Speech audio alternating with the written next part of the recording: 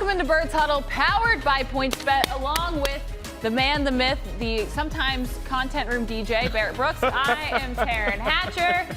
And Barrett, you guys, he listens to Nancy Sinatra on repeat up there. It's insane. You keep no. Boots are made for. No, I do need to talk about the Eagles, Barrett, because to be fair, they had this town absolutely wrapped around their finger, undefeated, take 1 week off for the bye. And wouldn't you know it, look what happens. They're on the back burner now, for good reason, though. Phillies No question. The World Series. I mean, you're talking about in the World Series. I mean, come on, man. Milton paid a lot of money with expectations, and all his expectations are being fulfilled. They are in the big dance. All they had to do was get there. They're in it now. I love our chances against Astros. Astros down in Houston. All right. Dreaded Astros. On that note, I mean, it would be fun. They're kind of the dogs in this situation. I actually saw a tweet that said, the Astros are the Patriots, the Phillies are the Eagles. Now let's see if history can repeat itself. I love that. I wish I could remember who tweeted it. You know, great. We'll look at it like this. It's predestined for things to go right for us, because whether the Eagles play next week on Thursday in Houston, a lot of those fans are going to go to the World Series game the next day, and we're going to pull it off right there. Let's go, baby. The Birds fans that booked the tickets and the hotels in advance for the Texans game. Exactly. Man, there they're set up. Bam. All right, let's now get to Barrett's three-point stance presented by your Mercedes. Your first stance. The Eagles, man, they face quite the arsenal of bad quarterbacks coming up. Kenny Pickett, Davis Mills, Taylor Heineke, and Sam Ehlinger over the next 4 weeks. Barrett, not exactly powerhouse Hall of Famers as they currently appear in their career. No question. You got a rookie quarterback in Kenny Pickett. He has, a QB rating of 66 right now. Only has 2 TDs. His completion rating is 68.5. Then you got Davis Mills. At this point, he has 5 interceptions. Although, he has, a couple yards. He has had a lot of yards and he has 7 touchdowns. I don't see him as a threat. Then you look at Tyler Heineke. Now, say what you want to say. This will be his first game starting since, our boy Carson came in. But he has control of this offense. He has won in this offense before. So I can see him being a threat. But at this point, this is a Washington team that's all washed up. They don't know what they want to do. Even though they won last week, I still can't see them being a team that we really have to worry about. And then Sam Ehlinger. Come on, man. Well, we were reading an article upstairs I think summarized it best. It said, now the Colts will turn to Sam Ehlinger, a 2021 6th-round draft pick who has 0 pass attempts, to replace Matt Ryan, a former NFL MVP. And exactly. Just like, yikes. Well, you say yikes. I mean, look at who he's throwing to. I mean, yeah, you do have Michael Pittman Jr. He is a pretty good wide receiver, but he's the only wide receiver. Alec Pierce, I'm not scared of him. Paris Campbell, I'm not scared of him. Although they do have a running game, that offensive line is not playing up to expectations. That defense isn't really good. So when you don't have the defense not playing up to expectations, because Leonard's not there, they have a lot of guys hurt. Kwity Paye is not there. If they're not playing up to expectations, now you have a second-year quarterback who's trying to play with weapons that just aren't good. The offensive line's not playing well. They can't run the ball consistently. This is a mixture of bad football for this Colts team. Now, if you look at it, this could be a trap game looking at this, at this Steeler game, because, you now have a team that has a rookie at the quarterback position. They haven't won a game without, without T.J. Edwards in so long. T.J. Watt. T.J. Watt in so long. So why would you say that they're going to do anything against this Eagles team? So they could probably use T.J. Edwards, too, for me. Well, the way he's playing.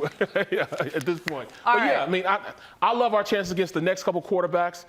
Mind you, you can't, just think that you can walk over them, but they're still in a position. We're still in a position, right, where our defense can go out there and maybe blitz these guys. And that's the biggest thing. We want to blitz them. We want to heat them up. They're young quarterbacks. Now you send the blitz. We hadn't done that against those experienced quarterbacks. We can now do that against the inexperienced of these guys. Now you send a whole bunch at them, have the quarters out there, cover, and now the defensive line can go out there and eat. This will be a great game for them to show what they could do in the blitz game. Just give a little more film to everybody else in the NFL. Know that this team can blitz when they need to.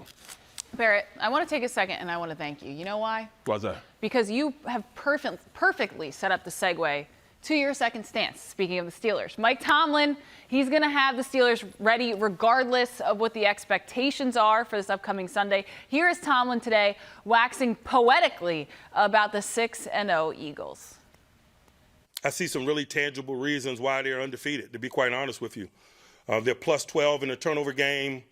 They've gotten 14 turnovers on defense. They got corners who are a veteran group. They're highly ball aware. They got good ball skills. They got a front that applies pressure and creates an environment where turnovers happen. They've only turned the ball over 2 times in 6 football games. They're unbelievably efficient in terms of maintaining possession of the ball, and it starts with their quarterback, Jalen Hurts. Man, I just got so much respect for him. I think I could listen to Tomlin talk all day, especially when he's, pumping the tires of the Birds quite like that. Now, Barrett, well known that he's never had a losing season with the Steelers. This year, as you alluded to with the TJ Watt stat, it's been a tough one, but you say the Steelers are still going to be ready, even if, maybe right now they're not clicking on all cylinders. I mean, they have talent, and that's the biggest thing. When you have talent that they have, you can always be a threat. They have a pretty good running game when they do run the ball. They haven't been doing that consistently because that offensive line is not playing well. I look at the players that they have: Deontay Johnson, George Pickens, Chase Claypool. That's a very, very potent 3 receivers that you can throw the ball to. You can run the ball with Najee Harris. Look at defensively: Cameron Hayward, Miles Jack, Alex Highsmith, and then that 2 of the better safeties in the league with Terrell Edmonds and Mika Fitzpatrick.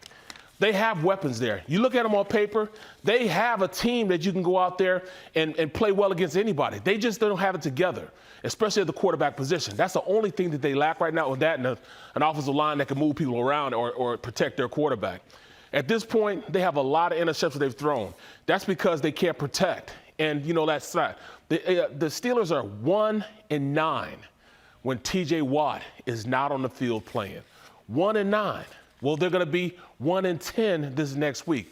I truly believe that, yes, this head coach will have them ready to roll, but it just don't have enough. The Eagles are more disciplined, and that's why the Steelers team isn't good. They're not disciplined. They have people that can run around, make plays, but they're not playing within the system of what they're trying to do. The Eagles do that. Offensively, we have a better offensive line than their defensive line. And I can't believe I'm saying that defense of the Steelers, it isn't what it used to be. It's not what it used to be. So, yes, we do have a good team. We cannot look past anybody. They have to make sure that they go out there and ball against the Steelers team. All right, for your final stance, I want to look away from Pittsburgh now. Kind of talk a little bit of trade deadline stuff here.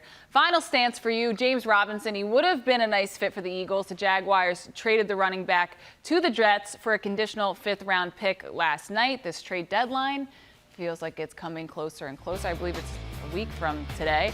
And already we've got some teams making some moves in anticipation of the deadline. I'll tell you what, James Robinson would have done well in this system. We're talking about a guy that's 5'9", 220 pounds. He has great front, straight line speed. He's not one of the guys going to, be elusive, but he will run downhill. And that's kind of the way this offense is built, to run downhill. He would have been a great asset here. They only had to give him a 6th-rounder. It could potentially be a 5th-rounder, but at this point, it's a 6th-round pick. So, that's good value. The Colts, the Jets really got over on this Jacksonville team. That is a good pick at just getting, for a 6th-rounder, especially with their rookie running back, is not playing now. He's going to be on IR. But I love the fact that the Eagles are still going to go out there. They'll be hunting, but they didn't get this guy. I wanted Robinson. Robinson's a pretty good player. Yeah, they needed him in place of Breece Hall, but it does make me wonder how he's got up his sleeve if he's not Well, in on those. let's get a little defensive pass rush, something like that? I like it.